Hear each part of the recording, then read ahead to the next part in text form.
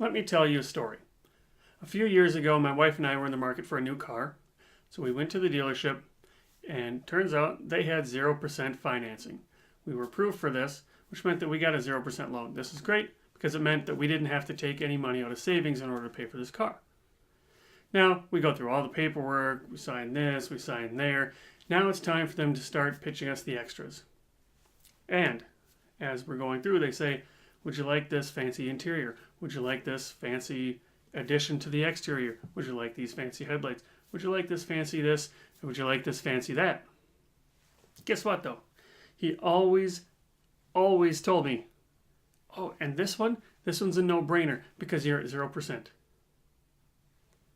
This one's a no-brainer because you're at 0%. Wait a minute. Something fishy's going on here. Find out what right after this.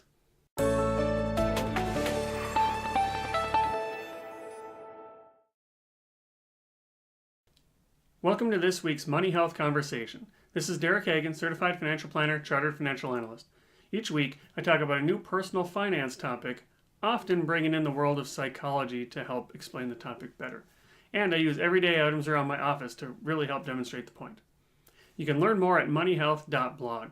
This week, we're going to talk about separating transactions from payment methods. Let's talk about these no-brainer situations. To really do this, let's pretend that I was paying in cash and see that it would make the same kind of sense. So I say I'm a cash paying customer. We get to the end, they try to pitch me all the stuff, and then he says, and since you're paying with cash, it's a no-brainer. You see, that doesn't make any sense anymore because he's not able to confuse the transaction with the payment method. Very, very simple thing to do. So let's take a look at what's going on here. If I want a item, whatever this is, this could be whatever it is to you, I go to the person who owns it and I say, hey, I want that item. He says, okay, let's figure out a price. And then we come out to a price and he decides that this is the amount of money that he wants for it. Now, I made that sound like it was a transaction that was negotiated. This could be he puts it for sale and puts a sticker price next to it. You know, whatever it is, I want something and there's a cost to it. Now, if I'm paying with cash, I get the thing and I pay the money. That's the transaction. That transaction's over. But there are certain situations where maybe I don't have this much cash sitting around, or maybe I do, I just don't want to withdraw all of it and pay this person right away. So what I can do is I can go to a third party. I can go over here to a bank.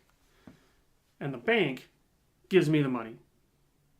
And then I take the money, I give it to the person gives me the thing, and then over time, I pay the bank back with monthly payments. But these are two separate things.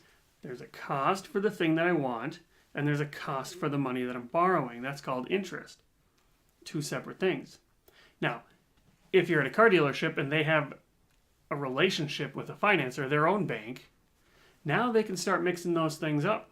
Now they can say, hey, since you don't have an interest rate on this loan, it's a no-brainer to get a bigger ball. Don't fall for that. Don't be confused when it comes to big ticket transactions or even small ticket transactions, but this usually happens with the big ticket transactions. So just remember that how you pay, whether you're paying with cash or whether you're getting a loan from that bank, is different from the transaction that's taken place between what you want and what you're giving up to get it. Two separate things. Keep your hand over your wallet and you'll be on the path to good money health.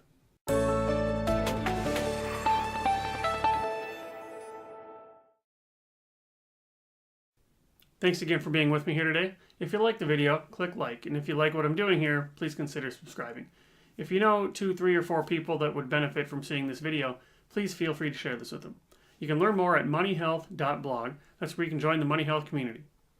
Money Health is supported in part by micro-donations on Patreon. If you'd like to help keep Money Health ad-free, you can pledge your support over at patreon.com/moneyhealth. And if you're feeling stuck and think advice tailored to your specific situation would be useful, I can help you through Hagan Financial. You can learn more at haganfinance.com.